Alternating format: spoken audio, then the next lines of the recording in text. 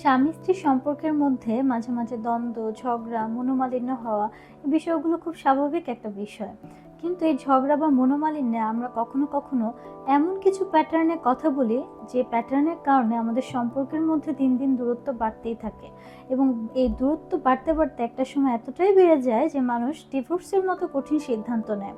আজকে এরকমই 4টা প্যাটার্ন নিয়ে কথা বলবো, যে প্যাটার্ন যদি আপনার কথা বলার মধ্যে থাকে তাহলে আমরা যেন একটু সচেতন হতে পারি।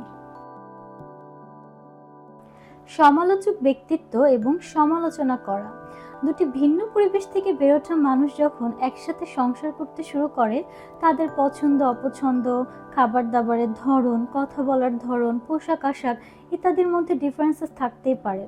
কিন্তু আমরা অনেক সময় যেটা করি যে আমাদের পছন্দ মতো যদি কোনো কিছু না হয়, দেখা গেছে আমার পার্টনারের হয়তো পোশাক আশাকের প্যাটার্নগুলো আমার অনেক সময় ভালো লাগে না, বা আমি যেভাবে পছন্দ করছি সেভাবে হয়তো সে কোনো একটা কাজ করছে না। তো আমরা যে ভুলটা করি যে অনেক সময় আমরা সমালোচনা করতে শুরু করে দিই। তুমি এটা এভাবে কেন করো, তুমি ওইটা ওইভাবে কেন পড়ো, তুমি এভাবে কেন কথা বলো, এভাবে কেন কথা বলতে পারো না। এমনভাবে আমরা সমালোচনা করা শুরু করি যেন আমরা নিজের হাতে আমাদের পার্টনারকে গড়ে তুলতে চাই। কিন্তু এই বিষয়টা কিন্তু আসলে একেবারে সম্ভব না, কারণ আপনি এবং আপনার পার্টনার দুজন একটা ভিন্ন পরিবেশে বেড়ে উঠেছেন, তাই আপনাদের পছন্দ অপছন্দের মধ্যে, আপনাদের মতের মধ্যে অমিল থাকতেই পারে। আমরা যদি এ ধরনের কোনো মতবিরোধ বা অমিলের মধ্য দিয়ে যাই, তাহলে আমরা যেন ধৈর্য ধরে আমাদের পার্টনারের সাথে কথা বলে কিছু জিনিস আমরা পরিবর্তন করার চেষ্টা করতে পারি। তবে একেবারে আমার পার্টনারকে কিন্তু গোড়া থেকে পরিবর্তন করে ফেলা সম্ভব নয়। আর আমি যখন আমার পার্টনারকে এভাবে সমালোচনা করে কথা বলি, তখন তিনি কিন্তু অপমানিত বোধ করেন। আর অপমান কিন্তু একটা সম্পর্কের মধ্য থেকে শ্রদ্ধাবোধ দিনে দিনে সরিয়ে ফেলে, এবং সম্পর্কটা কিন্তু অনেক খারাপ হয়ে যায়। তাই আপনি যদি আপনার পার্টনারের সাথে এভাবে ক্রিটিসাইজ করে কথা বলে থাকেন, তাহলে আপনার অবশ্যই জায়গাটাতে একটু সচেতন হওয়া প্রয়োজন। ধরুন আপনি আপনার পার্টনারকে কোনো বিশেষ একটা দায়িত্ব বা বিশেষ একটা কাজের কথা বলেছেন, এবং সে কাজটা করতে ভুলে গেল। অথবা আপনার বিশেষ কোনো একটা দিন সে সেলিব্রেট করতে বা আপনার জন্য গিফট আনতে ভুলে গেল। এখন সে বাড়িতে ফেরার পর আপনি তাকে প্রচণ্ড ছোট করে কথা বলা শুরু করলেন, যে তুমি তো একেবারেই অকর্মণ্য, দায়িত্ব জ্ঞানহীন, তুমি কখনোই আমার কোনো কিছু মনে রাখো না, আমাকে তুমি একটুও ভালোবাসো না, আমার প্রতি কোনো দায়িত্বই তুমি সঠিকভাবে পালন করো না, তোমার মতো একজন দায়িত্বজ্ঞানহীন মানুষের সাথে সংসার করা আমার পক্ষে আর সম্ভব নয়। এইভাবে আমরা যখন অপমান করে ছোট ছোট শব্দ ব্যবহার করে তার সাথে কথা বলি, এটা কিন্তু আমার পার্টনারের জন্য খুবই হিউমিলিটিং। আমরা কিন্তু আমাদের সঙ্গীর থেকে সবচেয়ে বেশি সম্মান পেতে চাই, তাহলেই আমরা তাকে সম্মান করতে পারি। এবং আপনি এটাও খেয়াল রাখবেন যে আপনি এমন একজন মানুষকে ছোট করে কথা বলছেন বা কষ্ট দিচ্ছেন যার সাথে আপনার শত্রুতা নয়, বরং ভালোবাসার সম্পর্ক। এবং তাকে কষ্ট দিয়ে তার প্রতি প্রতিশোধ পরায়ণ হয়ে কিন্তু আপনার কোনোই লাভ নেই, বরং আপনি যে চাহিদা বা যে এক্সপেকটেশনটা তার থেকে করছেন সেটা পূরণ করাই আপনার জন্য বেশি ইম্পর্ট্যান্ট। তাই আপনি যদি কোনো বিষয় নিয়ে কষ্ট পেয়ে থাকেন বা আপনার মন মতো জিনিসটা নাও হয়, তারপরও আপনি একটু ধৈর্য ধরে আপনার পার্টনারকে আপনার এই অনুভূতিগুলোর কথা বুঝিয়ে বলেন। তাকে ছোট করে বা অপমান করে কষ্ট দিয়ে কিন্তু আপনার এখানে কোনো অ্যাচিভমেন্ট হবে না, বরং আপনাদের মধ্যকার সম্পর্ক কিন্তু খারাপই হবে। অভিযোগ করা এবং অভিযোগ থেকে বাঁচতে পাল্টা অভিযোগ করা। পার্টনার থেকে আমাদের অনেক ধরনের চাহিদা থাকে, এবং সে চাহিদাগুলো পূরণ না হলে আমরা অনেক সময় একটু অভিযোগের সুরে কথা বলতে থাকি। যেমন, তুমি সময় মতো বাসায় আসলে না কেন, আমাকে ওই দিন ঘুরতে নিয়ে গেলে না কেন, তুমি আমাকে ওই কথাটা দিয়েছিলে, কথাটা কেন রাখলে না, তুমি ওই কাজটা ওইভাবে তো করো না, আমি যেভাবে চাই তুমি তো আমার মন মতো কোনো কিছুই করো না।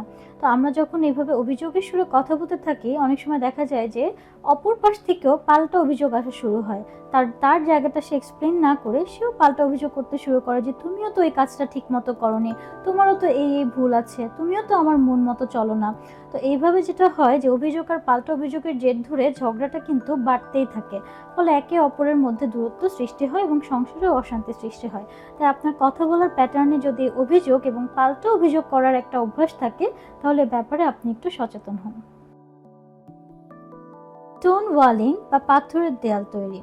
আপনি বা আপনার পার্টনার, আপনাদের মধ্যে কেউ একজন যদি অতিরিক্ত প্যাসিভ হন এবং সমস্যা নিয়ে আলোচনা না করে চুপ থেকে নিজেকে দূরে সরিয়ে রাখেন, তাহলে আপনি স্টোন ওয়ালিং করছেন।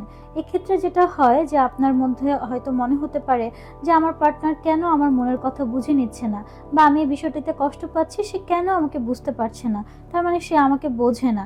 আবার আরও যেটা হয় যে অনেক সময় দেখা যায় আপনার পার্টনার আপনার কাছে কোনো একটা বিষয় নিয়ে অভিযোগ করলো বা তার কথা জানালো, আপনার কাছে মনে হলো যে আমি তার সাথে এ বিষয় নিয়ে কোনো আলোচনায় যাব না, কারণ কথা বললে তো তার সাথে ঝগড়া হবে, তার থেকে বরং আমি আমার নিজেকে দূরে সরিয়ে রাখি।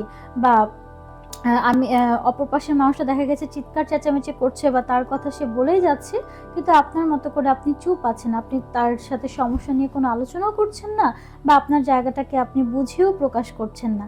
তো আপনার কাছে মনে হচ্ছে যে সে এত ঝগড়া করছে, চিৎকার চেঁচামেচি করছে, তার মানে সে খারাপ, আমি চুপচাপ থাকি, আমি তো তার সাথে কোনো কিছু করি না, বা আমি তো তার সাথে কোনো বিষয় নিয়ে অভিযোগ করি না, তার মানে আমি ভালো, বা আমি এই ধরনের আচরণ ডিজার্ভ করি না।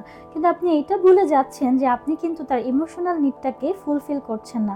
আপনি তার সাথে একটা মানসিক দূরত্ব বজায় রেখে একটা সেফ জোন দিয়ে হাঁটার চেষ্টা করছেন, যার ফলে আপনাদের মধ্যে ইমোশনাল গ্যাপটা কিন্তু বেড়েই চলেছে। তো দিন শেষে এরকম ইমোশনাল গ্যাপ কিন্তু আপনাকেই বেশি ক্ষতিগ্রস্ত করবে।